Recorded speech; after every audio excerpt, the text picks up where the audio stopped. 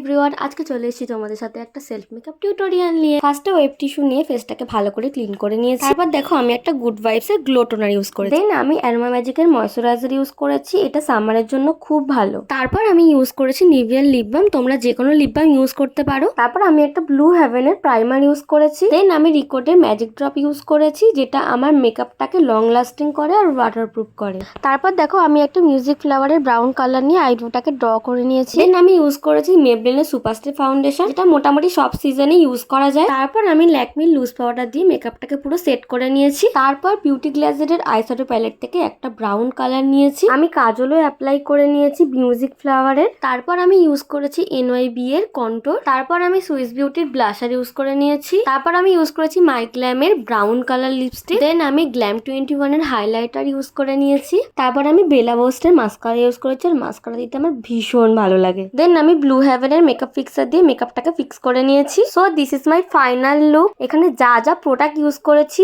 সবই অ্যাফোর্ডেবল প্রাইসে। ডিটেলস জানতে হলে আমাকে ইনবক্স করতে পারো। ভিডিওটা ভালো লাগলে অবশ্যই লাইক কমেন্ট করে দিও, আর আমাকে কেমন লাগছে জানিও। সো টাটা, দেখা হচ্ছে নেক্সট কোনো টিউটোরিয়াল ভিডিও নিয়ে। সবাই ভালো থেকো আর সাবস্ক্রাইব করতে ভুলো না।